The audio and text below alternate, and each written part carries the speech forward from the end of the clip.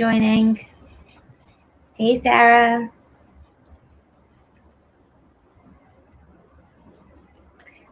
Hey, everyone. Welcome to the Brand Boutique Elite Speaker Series every Wednesday at 12 p.m. Eastern Standard Time. And today I have a special guest, my friend Elizabeth Yang. She is the founder of Better with Company. And when I first met Elizabeth, what really struck me about her was that she was really committed to being a contribution in the world, a contribution to the communities that she's a part of, and that she knows everyone. She had this lively, dynamic personality that was ready to bring everyone under her wing and really support them in what they were committed to. And you could really feel this warmth and connection that she was trying to bring into the world. And so I was immediately drawn to her, and I have the honor of actually working with her now. And so it's just been a pleasure, getting to know her over the years. And she has so many great ideas. She's worked in corporate for years. She started Better with Company several years ago.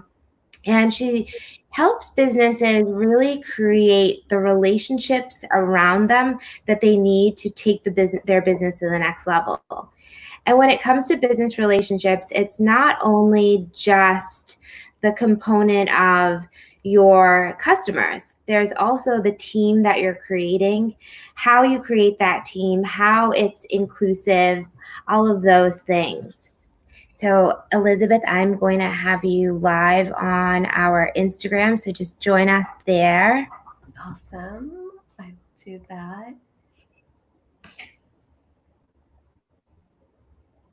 And how do oh, great. Awesome. I see ya. Okay. I'm on. So enter. So there we go. I see you joined. So there we go. Now everyone can watch on Facebook and Instagram.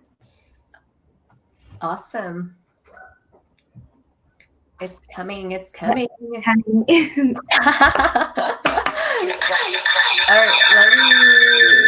All right, got the volume down. All right, we're making it work. We're making it work. So we probably need to turn down the volumes on our phones and use the one on the computer. So we're trying to go to live in multiple places, and this is a great way, an example of social media. And with social media, there's always some glitches and things to work around, because we want to go live on Facebook, we want to go live on Instagram. We're using this tool that's super cool called StreamYard, and it has a back-end broadcast studio, which is awesome, but it does not go live on Instagram, and you guys know Instagram's my fave. Yeah. So Elizabeth, tell us a little bit about yourself and how you got started. Gosh, I ended up starting my business by accident, and it was really because I was so committed to helping entrepreneurs really get to that next level of their success. And so when I started my business, it was by accident. I had a woman co-founder that reached out on LinkedIn, and she's like, Elizabeth, I'm really desperate with just getting help for my business. Going through everybody that I know on LinkedIn, your background seems to work. Can you help me? And so I jumped on a call with her, and I'm going to move this a little bit so you can see me on Instagram too. And what happened was I really genuinely thought I could help her. And she said, okay, so how much do you charge? And I was like, oh, that's probably a good time to start my own business. And that's how I got started. And working with her 6 months later, they landed their first corporate client. And I realized the impact that I could make working with co-founders and entrepreneurs to really grow their business, and addicted ever since. Nice. Do you have your volume on your phone down completely? I do, as low as I possibly could. There's a little echo, guys. Sorry about that. I'll move it to the other side and see if that makes a difference. But okay. So with your background in corporate, and then coming across this person that was needing your help, How did you make that transition, and how did you was that difficult? You have a family, and there's many people that have this passion out there, and they aren't really fully ready to make the leap of doing their own thing. So how did you make that leap, and was it difficult? And like, what are your tips and advice around that? Yeah, so I started my business part-time and it was 100% organic and word of mouth. And it was really tough because I'm a mom. I worked full time, had a corporate job that I loved, and also had client projects that I was running as a consultant. And I finally built it to a place where I felt confident that if I left, I would be able to really make it on my own. And as much as I wish that I said that, as much as I wish that I could say that it was exactly like how I thought it was going to turn out, it wasn't, because I had built up this plan to leave, exit, and then I exited. And then 3 months into being an entrepreneur, 100% full time, I realized like this business model isn't going to work. I couldn't scale, and I knew I had to go back and do things differently. And to me, that was the biggest aha moment, is that you can plan for as much as you want to exit, but once you're in the real world or running your own business, it never turns out to, according to plan. So I think the biggest tip I have is just to be able to trust yourself and to trust the fact that you can figure it out. And that if you genuinely want to grow your business while you still have a job and sales isn't your number one expertise area, get the training on sales and validate your service or offer first. Make sure people are willing to buy before you exit. And I think once you have those two nailed down, it's probably a really good time to just run with it and just, trusting yourself that you'll figure things out. Yeah, I mean, anything when you are an entrepreneur starting your own business, you can have this plan, and it's awesome to have a plan, but you have to be pliable enough to just like run with it. There's definitely times where I've created product offerings on the fly because it worked for the market that was presented to me. I may not have thought that that's what the product is that I would present, but it kind of is how it works out. So the first digital course I created was a digital course that helps people create their digital marketing plan. And granted, like, we're the social media and brand experts, and so some people are like, oh, well, why don't you teach us how to set up an account on Instagram? Mm-hmm. And there's a ton of resources out there, and we're in the process of actually creating a course around the how-to step by step. But really what I found and what I wanted to create as my first course is the how to create that digital marketing plan, like how to express yourself as a brand. And I think that that's what differentiates like our agency from the others. And that's what I wanted to focus on, where some of the other ones are more so like, this is the mechanics behind it. Mm-hmm. So it is really always like a work in progress. So in your personal experience, what do you see is the most important parts of building that customer relationship and making sure that you're really efficiently growing your business and kind of staying in communication with your customer?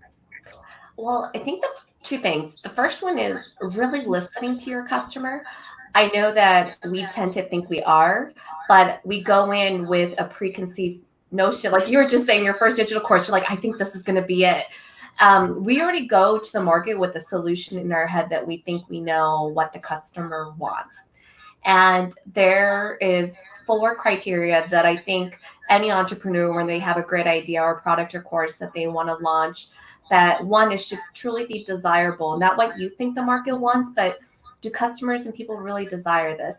Second, viability. Is it really going to make you money?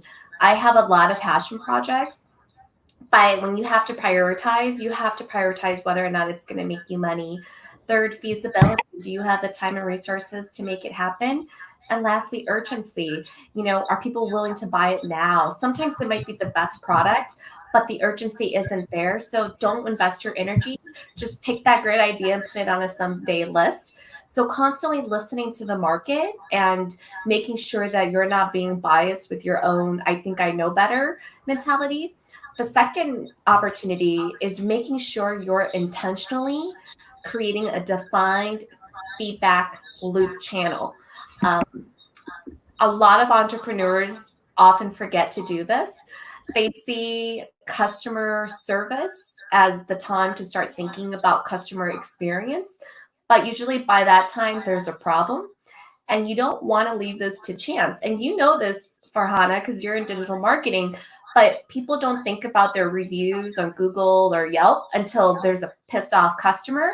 And then that customer goes and writes a review. And then they're like, oh my gosh, what am I going to do? Like there's no way to offset that. And I often say, make sure you're thinking about your feedback loop, because if you have 10 people that are writing you rating reviews and there's just one customer who had a poor experience, that's okay.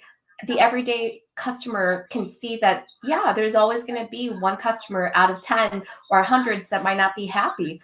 But you've got to be really intentional with that and making sure that you're capturing that and asking for those positive feedback, because the only time people leave reviews is when they've had a really poor experience. And so being really intentional and defined about what those channels are for you is key.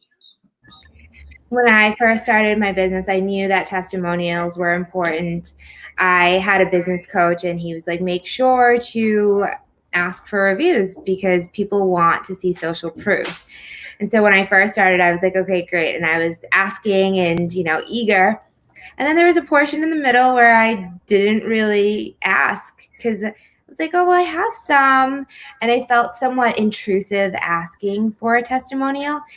And then now, I think there's also periods of where you kind of just get over your own limiting beliefs, or, like if a customer loves you and you're doing a great job, they don't have a problem doing that, like writing a review or even doing a video, but you have to make the ask and you have to make it easy for them to like do what it is that you're asking them to do, because everyone's super busy. So it's not that like somebody doesn't want to give you the testimonial. It's just that, just think about your own plate. Like you have like the to-do list of 18 things and then your family and all of these things to do. So people get overwhelmed. And so I think a lot of people hold back in making the ask for the testimonial because they're like, oh, well, I don't want to bother them. Or what if they don't want to? But generally, if people are happy, they're totally willing to do that for you. So do you have any suggestions on how to make that process easy or how to make that ask? Yeah, absolutely. And if anybody's watching this and they would love to know like the 4 must-have client testimonials, like just shoot me an email. I think, Farhana, you're going to be sharing my email a little bit here, and I'll be more than happy to share the must-for client customer testimonials that you need. I think the first one is like what you're saying is just really ask, especially if you're starting out and you're going to be really, if you're a coach or consultant or informational product owner and creator, and you're like, how do I even get started? I always say my first tip is, even though you're going to be trying it out or delivering service or coaching for free, ask that in exchange if they've had a positive experience that they provide you with a testimonial.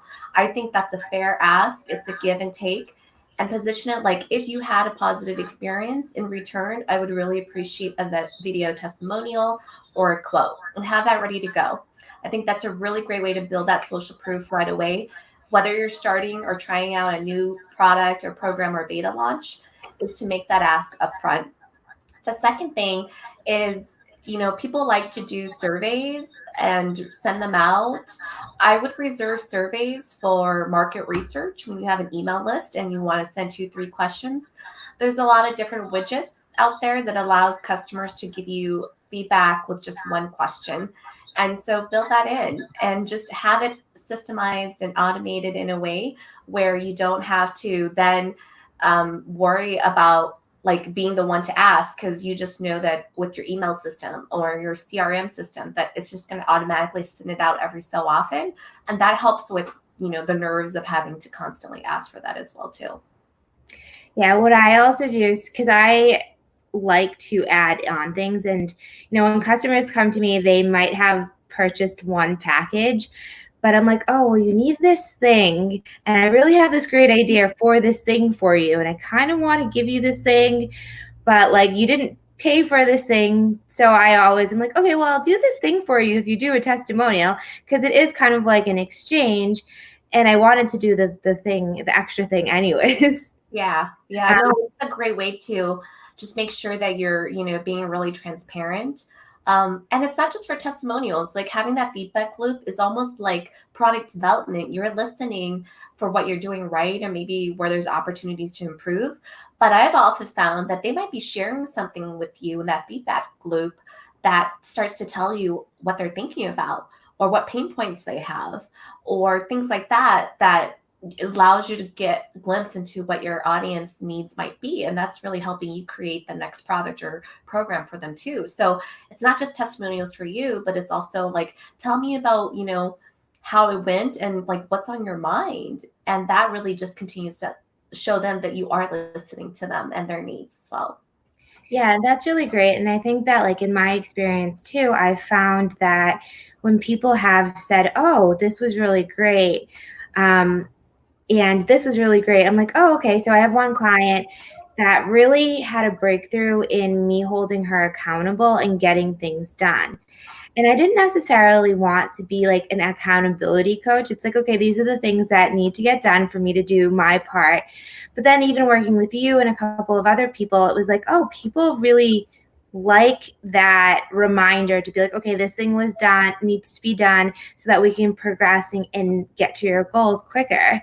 And so that was a kind of add-on tip that I didn't realize that I was providing, or that I saw it maybe as a negative thing that I was like nagging people about. But then it's like, oh, people actually want more of that. And so I've been including more of like having the deadlines, holding people accountable, because it gets us to the goal quicker. So that's one of the things that I saw within myself of getting the feedback from a testimonial. Yeah, and I think you do that so great for Anna. Sorry, I was just going to add in there. I think you're so great at seeing the big picture from a branding perspective. And I know for myself, my own experience working with you, and I think for even your customers, just we need that because you're helping us connect the small little dots to the bigger picture. So it's not just accountability, but it's also you helping us connect the dots to that bigger picture. And I think that's one of the things that you do really well. So you got to give yourself props for that. Thank you. And then another thing I realized is I'd speak all over, and a lot of people were sharing that, oh, we like that you share really great content that's going to actually help us, and we didn't feel like you were pressuring us and being too salesy. Because of course, when I speak at events, I want people to become my clients, Yeah. and then I was always blaming myself for being like, oh, well, I'm not salesy enough. And then when getting so many compliments of like it being a positive thing that I wasn't super salesy, I was like, okay, this is good. People feel comfortable and they're learning something and they're getting something. So I think the testimonials are great for that social proof. It's great to create different product offerings or go deeper diving into that. So I love the concept of getting testimonials. So you also help people kind of connect. You're an amazing connector, Mhm. and you've created this amazing program called Power Jams. Yes. Tell us a little bit about Power Jams and how that is going to support, us working from home these days. Yeah, so similar to what you were sharing earlier about your story about you think you have a program when you start your business, you're like, this is what the market wants. And you just said this yourself, like working with clients, even when I have my own clients, people need accountability, right? They're like, oh, I need accountability. I need someone to hold me accountable. But what's really unique about Power Jams is that it's almost like a co-working space meeting accountability meeting mastermind group. And I joke that what I miss the most about corporate isn't necessarily the work, it's actually having coworkers that I actually liked, that we each had our own lane of zones of genius, but we were working towards a common goal.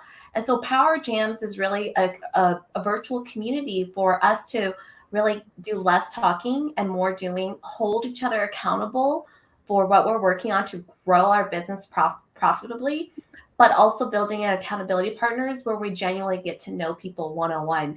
I don't know about you, but I've had my fair share of networking organizations and groups that I'm a part of.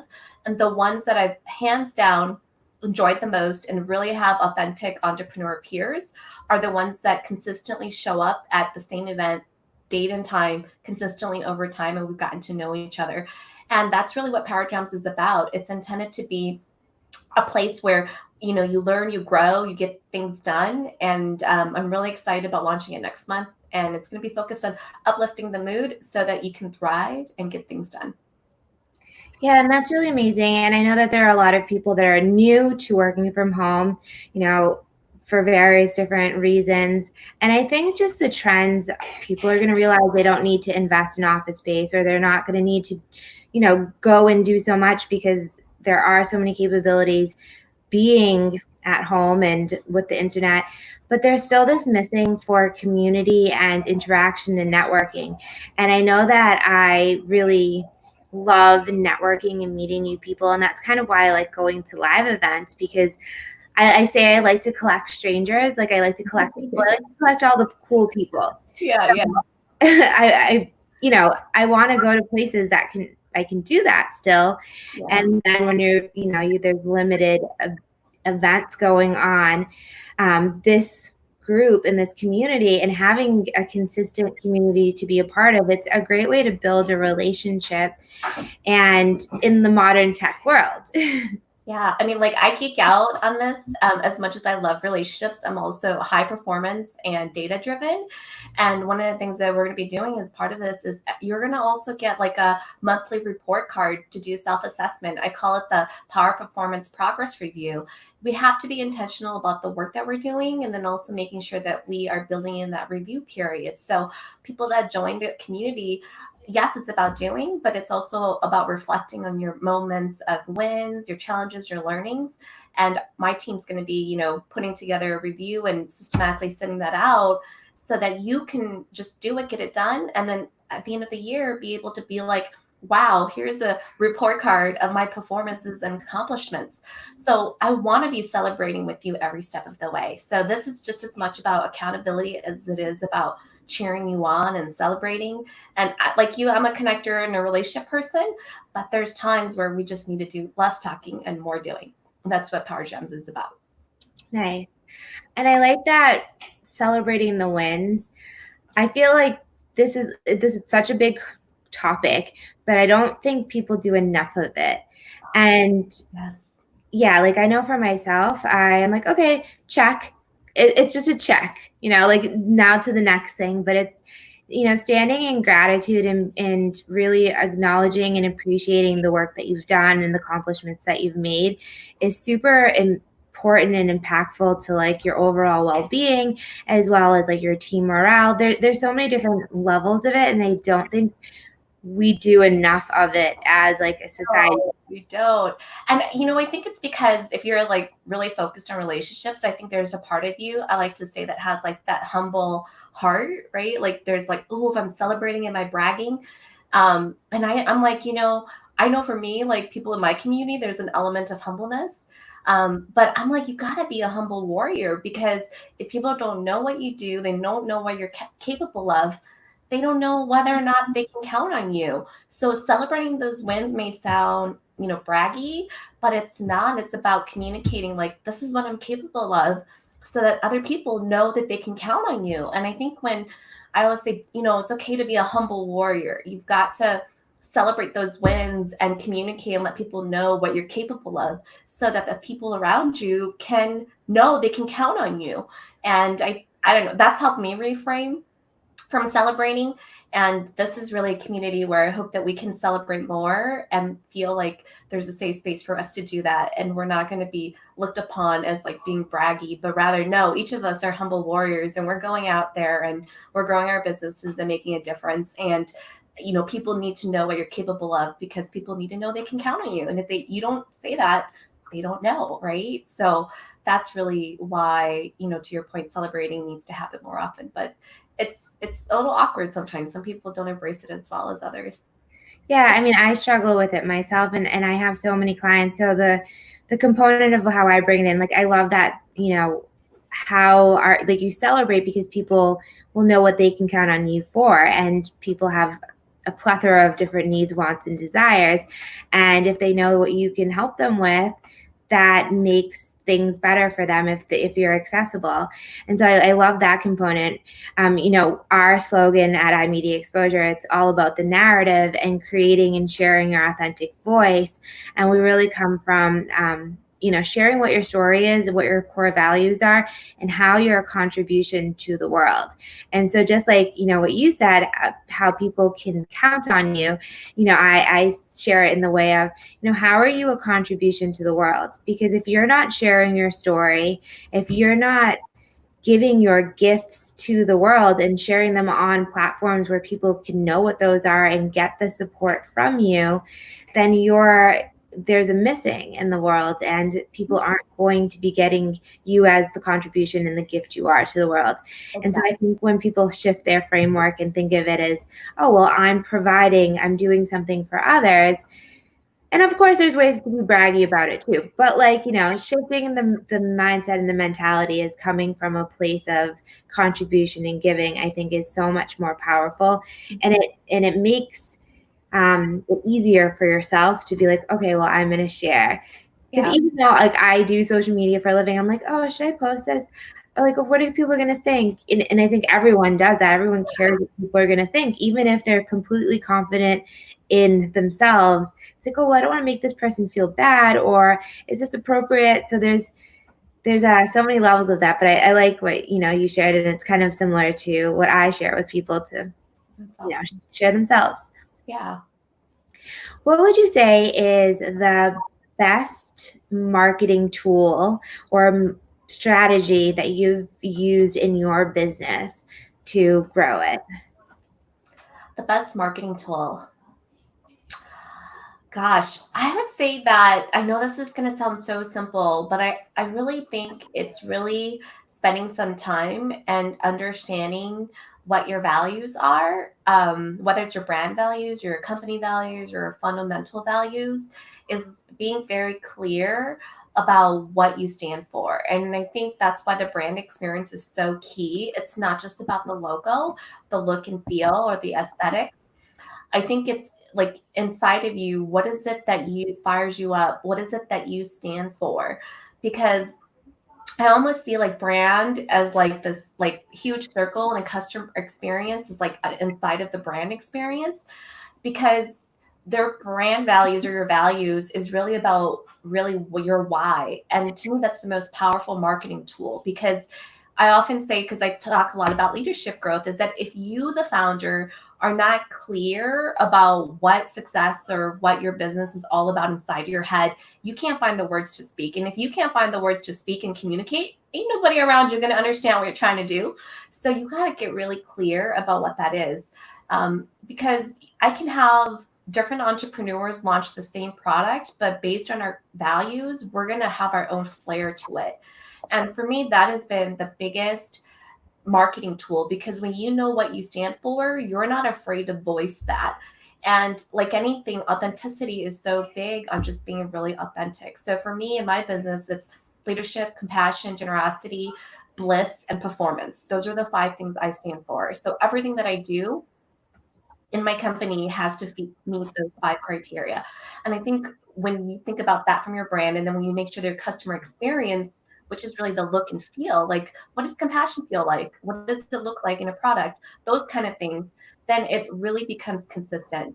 And when it's consistent, people know you. They can then truly feel inspired, know, like, and trust you, because your consistency is where people start to get to know you. And that to me has been the most powerful marketing tool, because even if I have no program that I'm selling, I'm showing up so consistently in business, professional community, that when I'm ready to sell something and ask for support, people are like, yeah, I'm game. And it's because I've built that over time. And that's been the fastest way to grow my business. I always say that your first $10,000 will come from your immediate network. Your next 100,000 will come from your immediate network.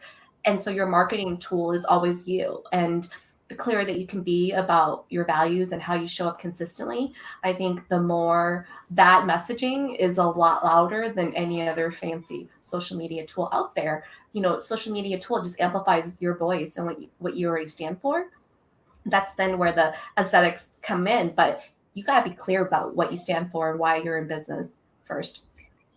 Yeah, I totally agree with that. When we are working with customers, we are creating a visual aesthetic in their style, but it comes from what their story is, like what their authentic voice is, the tone, and importantly, the core values, like you just shared. People want to do business with people that they like, trust, and know. And there's one component that's your business brand, and then there's another component where it's your personal brand. So like in your personal life as well, people know you and how you show up, and that is how they're going to expect you to show up in all areas. And sometimes your business brand may not be just you, it may represent something else, but the two are going to kind of overlap per se, just because people are behind companies, people are behind brands, and what their core values are generally overlap. And so I've had my core values, but I rewrote them in more in depth actually last week, and I shared it with my team. So when anybody is onboarded, they get the core values, and I say, or even when I'm interviewing, I tell them what our core values are, and I ask them, do you think that this is aligned with you and your core values? Because it doesn't have to be exactly, but if people can connect with that, then they can represent your brand. So we have a copywriter, a brand strategist, a social media manager, a designer, a web tech person, and all of those people, the angle in which they do their work, the angle in which they share will come from like those core values. And then you have a consistent brand message throughout all the platforms, even when you're creating and crafting your products.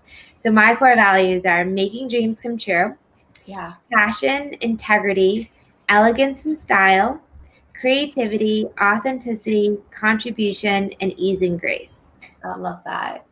And you got them all memorized. It's awesome. I can only memorize up to 5 things. So I'm like, okay, like I gotta nail it down to the 5 things.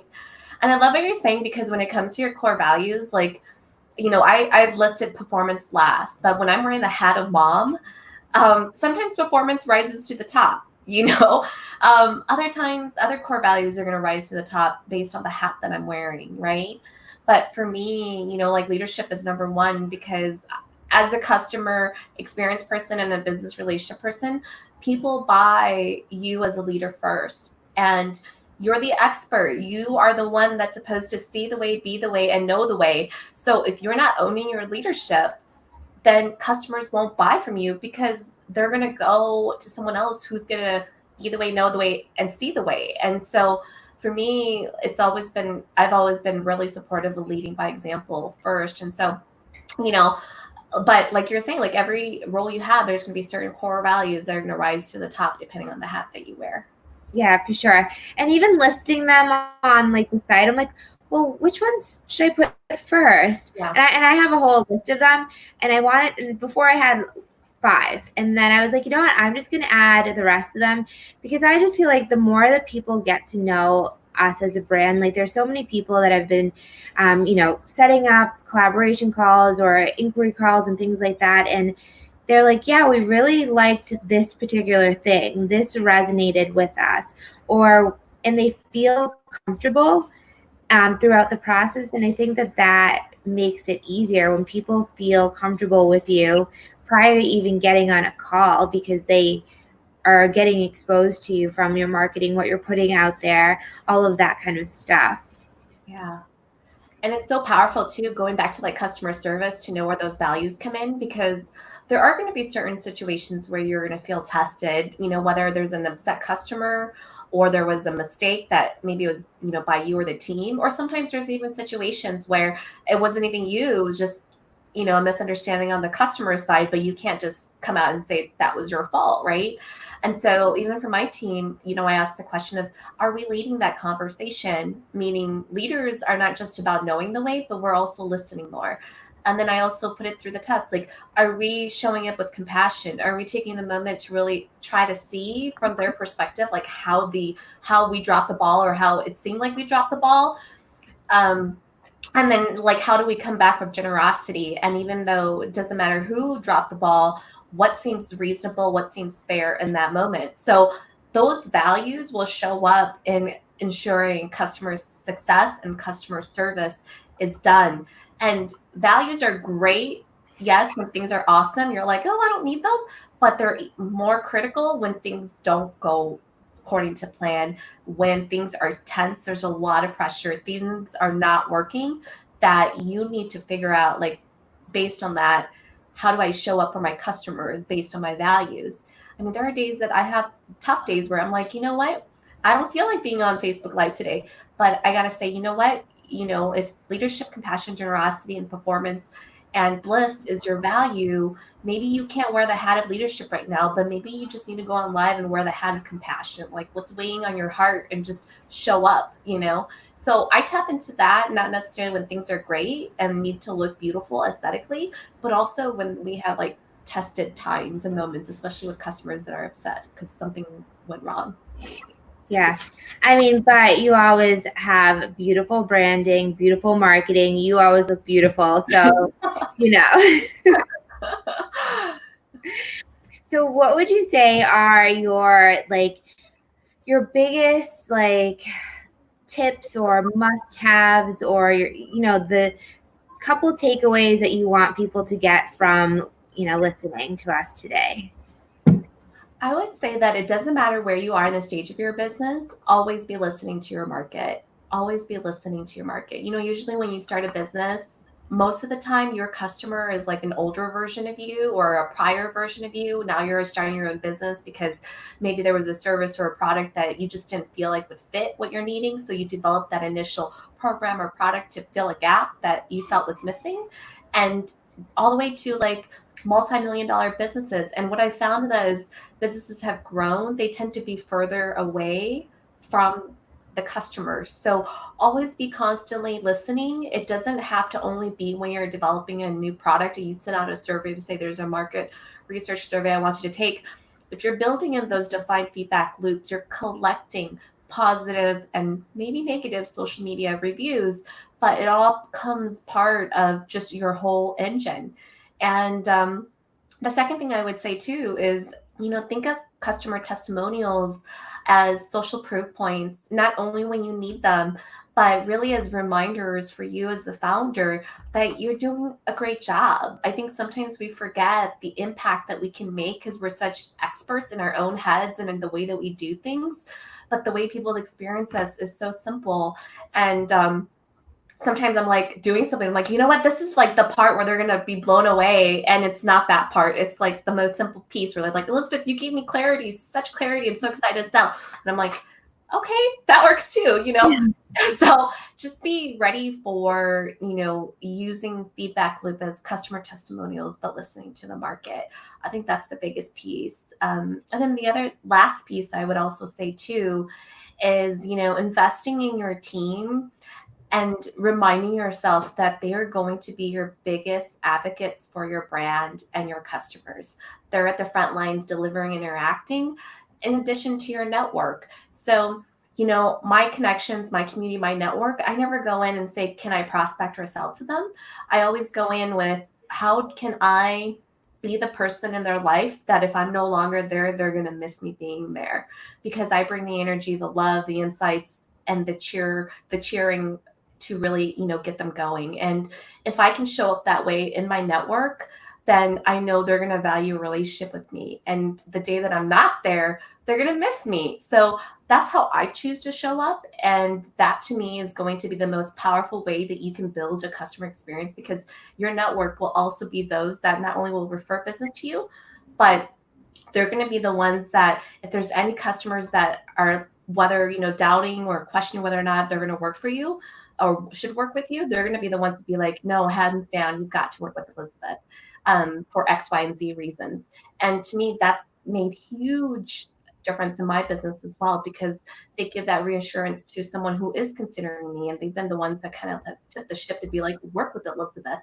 And that's huge for me as well. So to me, customer experience is like everywhere I go. It's in feedback loop, it's in listening to the market and making sure that you're treating your team and your network, and not as, just working for you or what's in it for me, but rather like how can you show up and provide the best customer experience for them so that they continue to want to invest in you as well.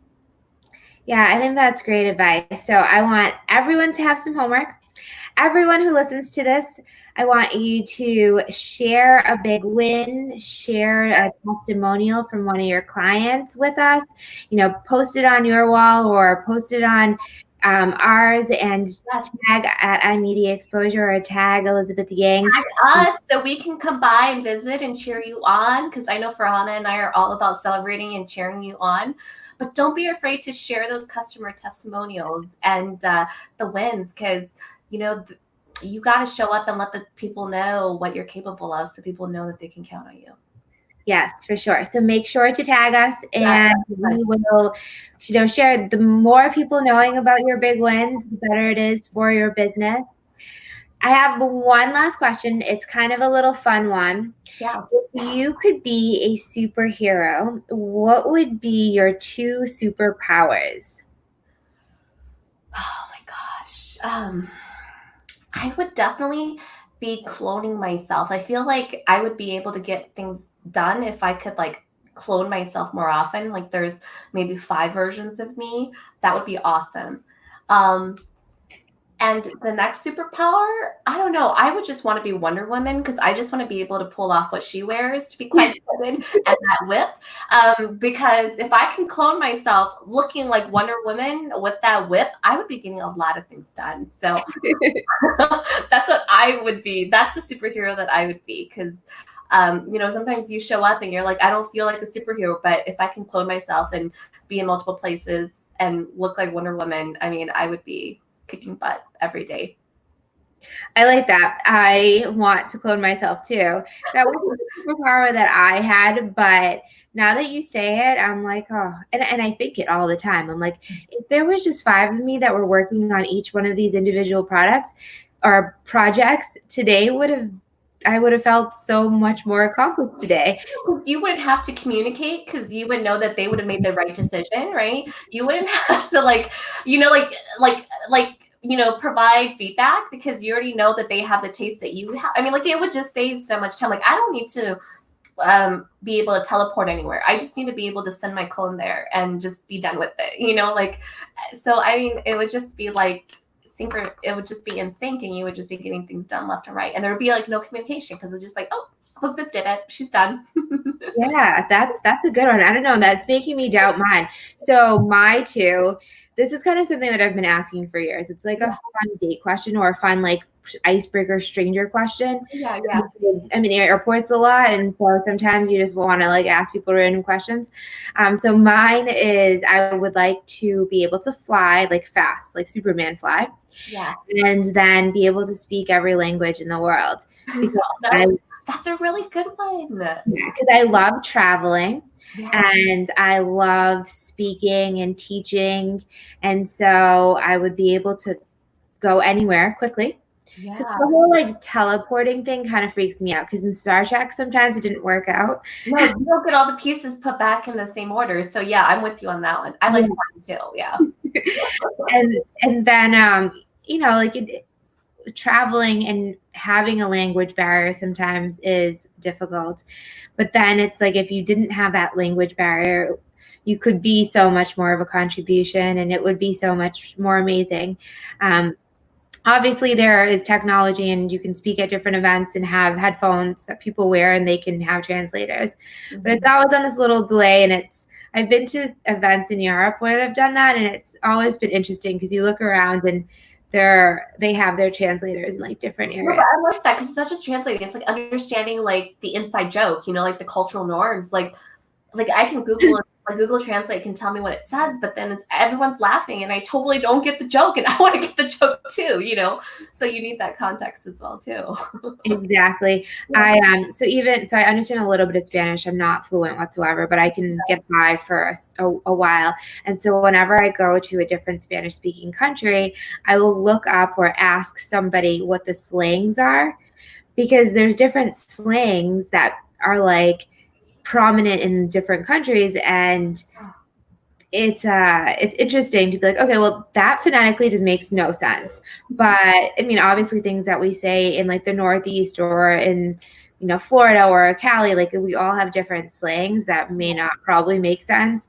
And I have friends that are not American, and then when I'm like, do you understand what that means? And they're like, no. I'm like, okay, well, it means this. Or even people from different parts of the country, they're like, what is that slang? I'm like, oh.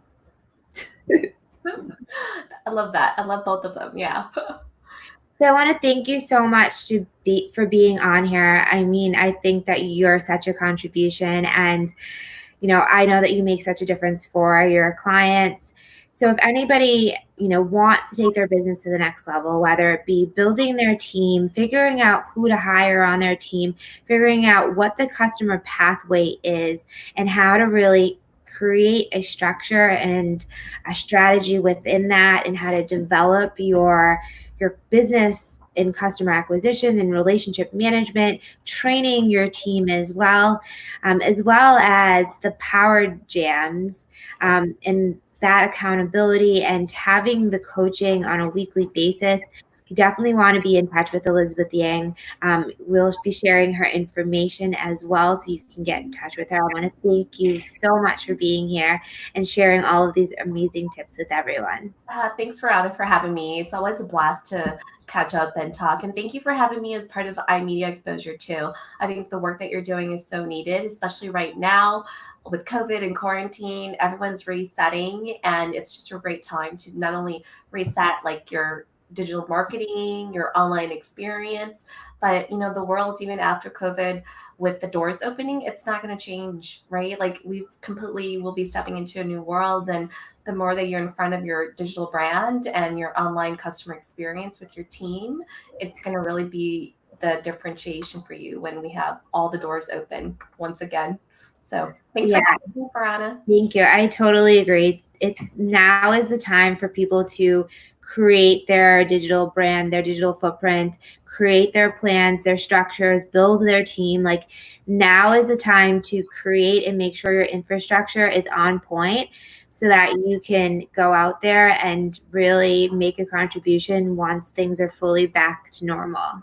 Yeah, no, it's huge. And if I may, I'll just share this one example because I think your audience would really benefit from this. Like right now, an example with the client that I'm working on with HVAC, she's a recruiter, and the businesses, blue collar workers, the businesses that can do things like virtual quotes or have their technicians be able to use online technology, they're the ones that are growing. And she was just telling me that right now, some of the HVAC businesses that are not as modernized, where they don't even maybe have a decent website, or they don't know how to have like virtual quotes. They're the ones that unfortunately are a little left behind, and they're the ones that are having to let go of people. And so this is a really tough time for everybody, but it's also a really, I think, an opportunity to reset and just be like, where do we want to go? Maybe some of the tech and marketing and digital stuff, you've been putting on the back burner, but really now is the real time to really step up, to really take that space to the next level. And the good thing is once you're done with it, the quarantine period is done, you're going to be set, and I think that's really key. And I hope that's something that your audience can take away with, is that businesses that are modernizing, that are looking at digital presence online, their operations, their customer experience online, all of that are really the ones that are really, thriving as best as they can during these times. And, I know you're really passionate about making contribution, and so am I. So, I'm always open to having anyone reach out with any questions. I'm more than glad to help. If I can, I'm always committed to finding somebody to refer you to. Yes, and that is very true. Elizabeth knows everybody. So yeah, I take that on too. I'm always willing to help, and if I don't have the answers or if somebody needs somebody, I know tons of people that I can refer out, and I love making referrals and connections too. And what you're saying about that online presence, 80% of people do research on anything that they're People are all at home. Everyone's on their devices, right? Like, I think I should have bought stocks in like Zoom, before, because I would be like thinking into that now. But no, everybody's online, and so you have to have an online presence. Your operations, your marketing, everything has to be searchable or Googleable. And so I think that's just really key. And my heart breaks when businesses are struggling with that, and they're like, "Oh my gosh, I don't know where to start." And I think the first place to start is to reach out and just talk to experts like yourself or like me, and just try to find somebody that can help you navigate the online space. It's much more doable than most people think it is. Yeah, for sure. People make a decision about if they will do business with your brand in 0.05 seconds, and it's not always you going to be there to build the relationship and talk about what it is that you're offering. So all of the things that we discussed, like the customer relationship, the customer experience, the branding, the story, the core values, all of that needs to be really clear. And yeah, we can't do it all alone. I think a lot of people think that like, oh, we'll get to it, or we'll do it, or not right now, when we have more of X. And that really isn't how you grow and expand. It's about taking action right now, asking for the help, getting the help, instead of reinventing the wheel or trying to like learn stuff that you're so not even interested in. Just get advice from the experts and like really just make things happen. One person hire someone else to do it for you. It's always easier that way. Yeah, and I think I prefer that. Yeah, and I would say if anyone's sitting on the fence, like marketing or branding or oh my gosh, all this aesthetic stuff, that's not really me. I think one way to think about it, and again, I'm wearing the customer experience, customer success hat, is it's not about you. If you want your business to grow and scale as quickly as possible, you got to think about your customers, put them first, and think about what's the fastest way for them to access me, right? And if they're going to be on Instagram, that's going to be the fastest way for them to access me and get to know me, then I need to do that. Or if it's going to be on the website, I need to figure out how to do that, right? So think of it like, what's the fastest way that your customer is going to be able to access you? And, whatever that path is, that's really how you're going to continue to grow your business and scale. If you're not accessible, it's not even about, logos. It's just, if you're not even accessible because people are like on Instagram and you're not there, or your website, looks like it's from the 1950s and they're like, I don't know, is this business still around? You're just not going to be accessible. So I think of it more as like the customer experience. Like, are you accessible? And if you are, then invest in those avenues and those channels, because that's going to be the fastest way for you to grow your business. Yeah, we all know that first impressions are important, and sometimes the first impression is just like a search on the internet. And building those relationships and things like that is super important. So like the book advice that I always give when I'm on a panel is Carnegie's How to Win Friends and Influence People.